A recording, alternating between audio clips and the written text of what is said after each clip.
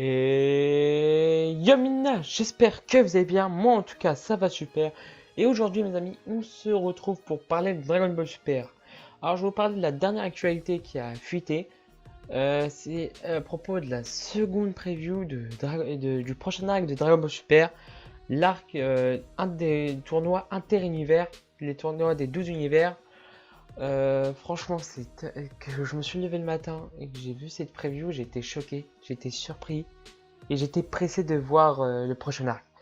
Et je voudrais parler de mon avis et de théories qui pourraient arriver sur le prochain arc. Alors, en premier temps, je vous montre, comment on appelle ça, vite fait cette preview du prochain arc et juste après, on va l'analyser ensemble. ボスオラ悟空オラたちの生き残りをかけた本気のバトル見てくれ。ドラゴンボールスーパー宇宙サバイバル編2月5日スタート。絶対見てくれよな。 Alors, vous n'avez pas rêvé, vous avez bien vu quelqu'un qui ressemblait comme deux gouttes d'eau à Broly. Et c'est ça l'un des sujets principaux que je voudrais vous parler. Je vais parler de deux sujets. Un de ce personnage et des deux, les dieux de la destruction avec un peu leur perso, leurs guerriers qui sont à peu près choisis. Alors je ne veux pas parler personnellement de Frost et Kabe qui reviennent. Hein. Bon, ça on s'en doutait un petit peu et reviendront sûrement beaucoup plus puissants.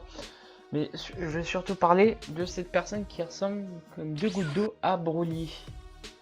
Alors il y a eu quand même quelques petits débats sur internet au sujet de ce personnage parce qu'on avait récemment dit, enfin expliqué par le chef Otaku que Broly n'était pas canon parce que c'était il venait plutôt d'un OAV.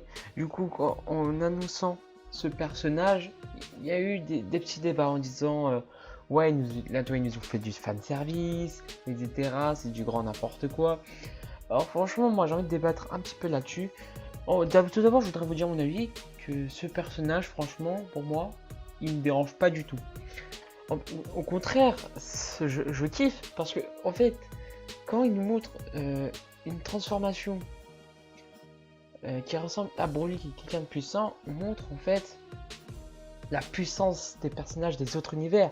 Parce que franchement, dans le dernier tournoi qu'on a eu, à part Hit, on n'a pas eu vraiment de grands personnages à la hauteur de Son Goku et Vegeta. Hein. En réalité, c'est eux qui ont fait le travail. Ils rivalisaient même pas du tout avec eux, avec Kabe qui savait pas se transformer en Super Saiyan et tout. Donc voilà, là, c'est quand même une bonne nouvelle que quelqu'un soit puissante. Et en plus, que ça soit qu'une femme, franchement, c'est plutôt une bonne idée. Comme c'est 18, franchement, c'est 18, c'était une femme qui était plutôt puissante. Donc moi, je trouve ça l'idée de mettre une femme Broly, c'est pas quelque chose qui me dérange en fait. Hein. Et en plus, je voudrais surtout parler du fait qu'on dise Super Saiyan légendaire. Alors, c'est vrai, comme on a dit dans le WAF que c'était Super Saiyan légendaire et qui rassemble deux gouttes d'eau, sa transformation de deux gouttes d'eau à Broly, on dit que c'est Super Saiyan légendaire, mais peut-être que cette transformation qu'on appelle Super Saiyan légendaire ne l'est pas. Peut-être que pour elle, c'est juste une transformation simple d'une forme du Super Saiyan. Je dis ça parce que, franchement, dans la preview, on voit qu'elle commence à se transformer, mais pas comme Broly. Broly, lui, c'est pas une transformation qu'il a. C'est comme par exemple quand il s'est battu contre Gohan qui s'est transformé en Super Saiyan dans le deuxième OAV, pardon. Il a vu la puissance, il a dit je me libère. Bon, il n'a pas vraiment dit je me libère, mais en fait on voit qu'il s'est libéré. Alors que là, quand on voit, c'est une femme et elle, d'un coup, elle se transforme comme une transformation normale. Du coup, moi je pense plutôt que c'est une forme simple du Super Saiyan hein, qui augmente grandement la puissance. Bon, voilà, c'est une petite théorie. Et moi en fait, j'ai plutôt deux questions que je me pose à son sujet. Pardon. D'où elle vient? De quel univers vient-elle? Est-ce qu'elle vient de l'univers 6 avec Champa, elle a trouvé quelqu'un, avant elle l'avait pas vu, mais là elle a trouvé quelqu'un de très puissante. Parce que c'est vrai, quand on la voit au départ, on peut pas dire qu'elle est puissante, c'est quelqu'un de peureuse et tout, et hop, comme Gohan, elle se libère. Elle devient hyper puissante en libérant, on va dire, sa colère.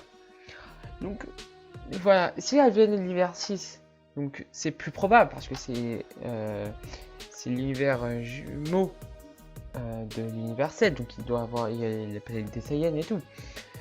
Mais si elle vient d'un autre univers, ça veut dire que dans chaque univers il y aurait des Saiyans. Et ça va faire ouais, bizarre. Pour dire que ça veut dire que dans chaque univers il y a un Saiyan. Donc dans chaque univers il y a on peut dire des gens puissants qui peuvent égaliser avec Goku et Vegeta. Et ça c'est fait bizarre en fait, de trouver quelqu'un qui puisse égaliser avec eux. Parce qu'on dit que c'est quand même des personnes les meilleures de leurs univers. Et ma seconde question que je me posais, c'est leur réaction. Quand ils verront cette transformation, qu'est-ce qu'ils vont dire? Ils vont dire c'est quoi cette transformation? Ou peut-être, si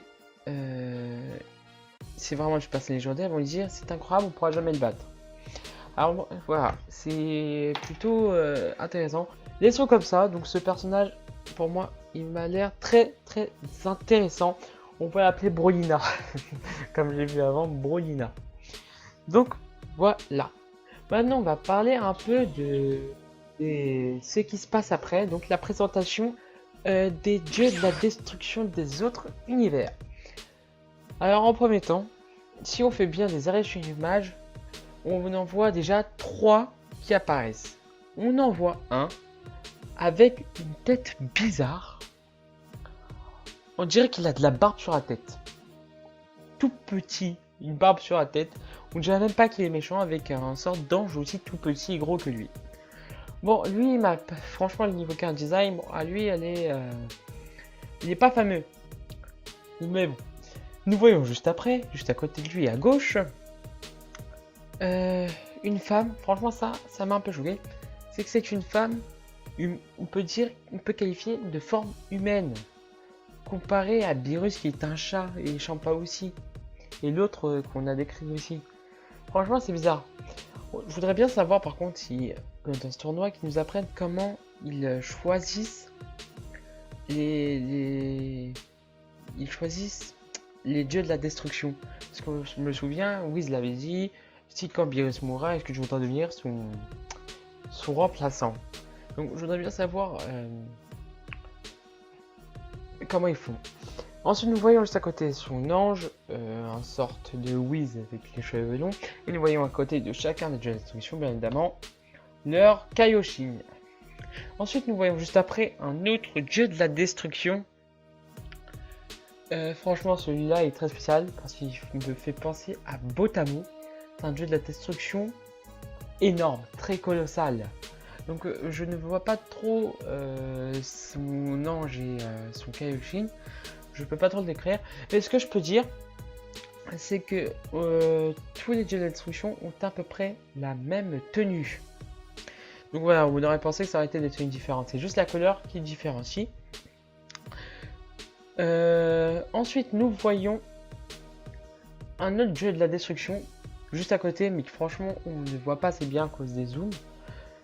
Ensuite, nous passons sur Champa et Vados, bon, on les connaît. Mais là, on passe à côté d'un dieu de la destruction, franchement, que lui, il faut en parler. Pourquoi? Parce que c'est le dieu de la destruction de l'univers 10. Comment je le sais? Grâce au Kaioshin. C'est Gowasu, mes amis. On retrouve Gowasu. Alors là, j'ai aussi vu beaucoup de débats sur internet en disant c'est quoi ce Kara Design?